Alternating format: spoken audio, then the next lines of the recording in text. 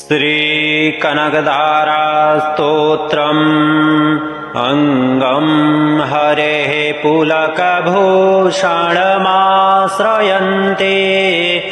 भृङ्गाङ्गनेव मुकुलाभरणं तमालम्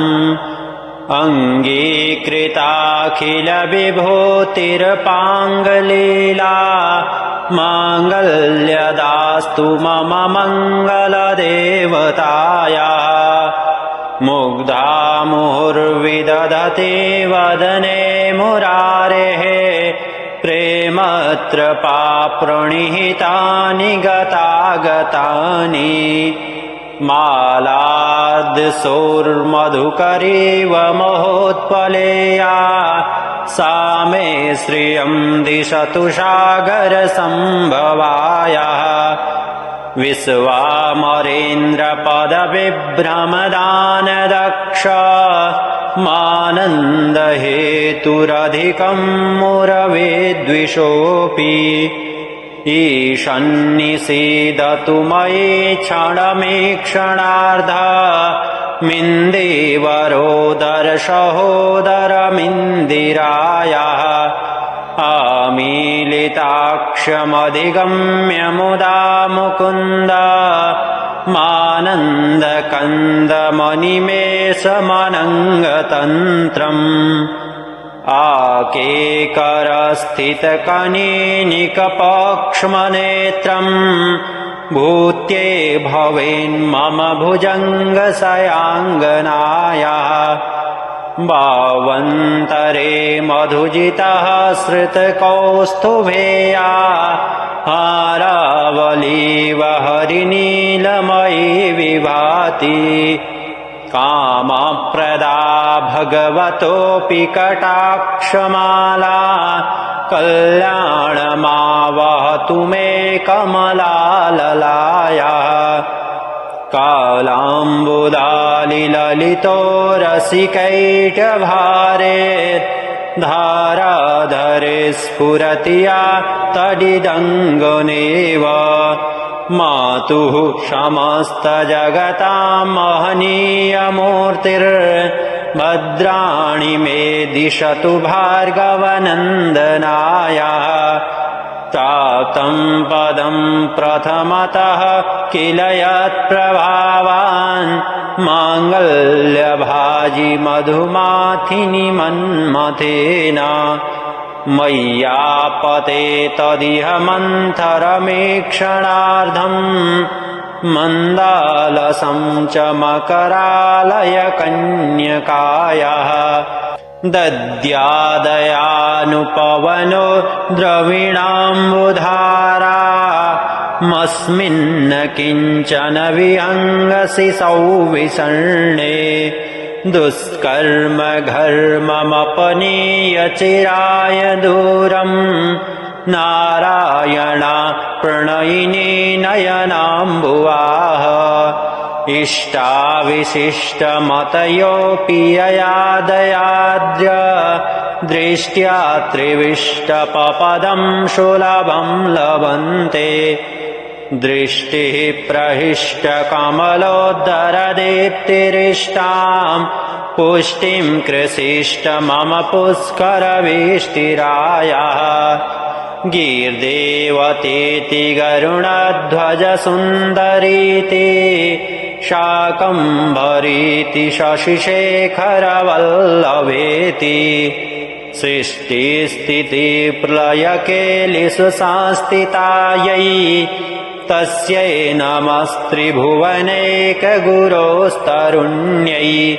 श्रुत्यै नमोऽस्तु शुभकर्मफलप्रसूत्यै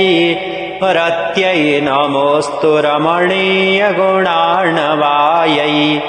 शक्त्यै नमोऽस्तु शतपत्रनिकेतनायै पुष्ट्यै नमोऽस्तु पुरुषोत्तमवल्लभायै नमोऽस्तु नालेकनिभाननायै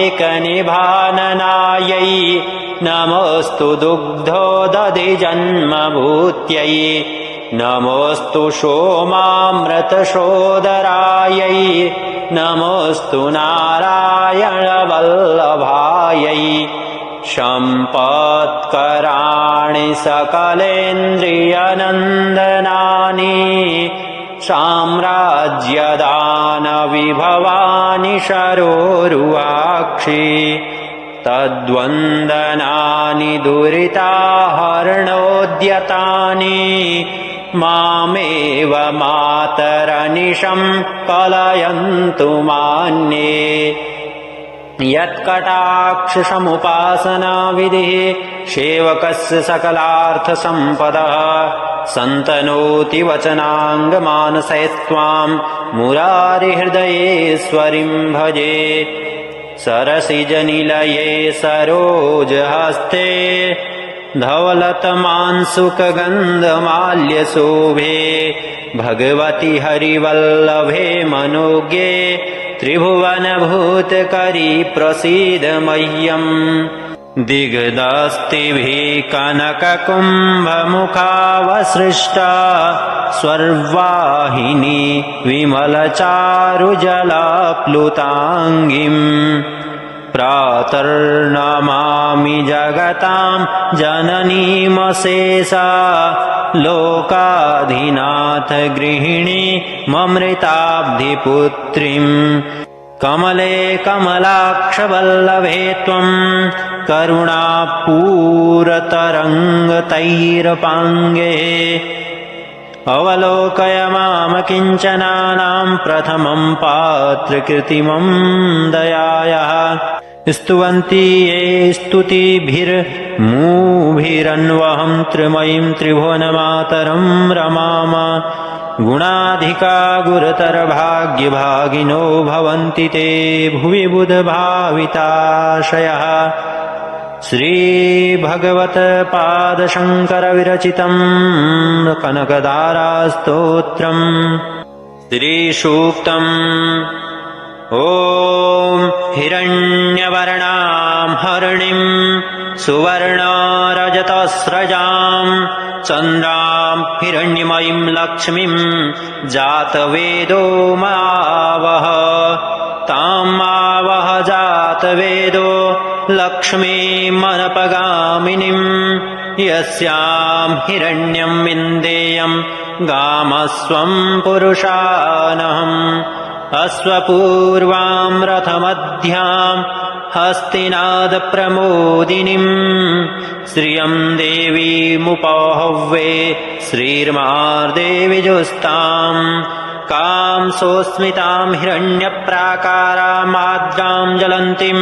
तृप्तां तर्पयन्तीं पद्मे स्थितां पद्मवर्णां तामिहोपहव्ये श्रियम् चन्द्रां प्रभासां यशसा ज्वलन्तीं श्रियं लोके देवजुष्टामुदारां तां पद्मिनीं शरणं प्रपद्ये अलक्ष्मीर्मे नश्यतां त्वां वृणे आदित्यवर्णे तपसोऽधिजातो वनस्पतिस्तव वृक्षोऽथ बिल्वः तस्य फलानि तपसानुदन्तो यायन्तरायाश्च बाह्या लक्ष्मीः उपैतु मां देवसखः कीर्तिश्च मणिना सह प्रादुर्भूतोऽस्मि राष्ट्रेऽस्मिन् कीर्तिमृद्धिं ददातु मे क्षुत्पिपासामलां ज्येष्ठा अलक्ष्मीं नाशयाम्यहम् अभूतिमसमृद्धिं च सर्वां नृणुद मे गृहात् गन्धद्वारां दुराधर्षां नित्यपुष्टां करीषिणीम् ईश्वरीं सर्वभूतानां तामिहोपहव्ये श्रियम् मनसः काममाकूतिं वाचः सत्यमसीमहि पशूनां रूपमन्यस्य मयि श्रीः श्रयतां यशः कर्दमेन प्रजा भूता मयि सम्भव कर्दमा श्रियं वासय मे कुले मातरं पद्ममालिनीम् आपः सृजन्तु सिग्धानि चिक्लीतावस मे गृहे नीच देवीं मातरं श्रियं वासय मे कुले आद्राम् पुष्करणीम् पुष्टिम् पिङ्गलाम् पद्ममालिनीम् चन्द्राम् हिरण्यमयीम् लक्ष्मीम् जातवेदो मावह आद्राम् यः करणीम् यष्टिम् सुवर्णाम् हेममालिनीम् सूर्याम् हिरण्यमयीम् लक्ष्मीम् जातवेदो मावह ताम् मावह जातवेदो लक्ष्मीमनपगामिनीम् यस्याम् हिरण्यम् प्रभूतम् गावो दास्यो स्वान्विन्देयम् पुरुषानहम् यः शुचिः प्रयतो भूत्वा जुहुयादाज्यमन्वहम् सूक्तम् पञ्चदशर्चम् च श्रीकामः सततम् जपेत् ऋग्वेदोक्तम् श्रीसूक्तम्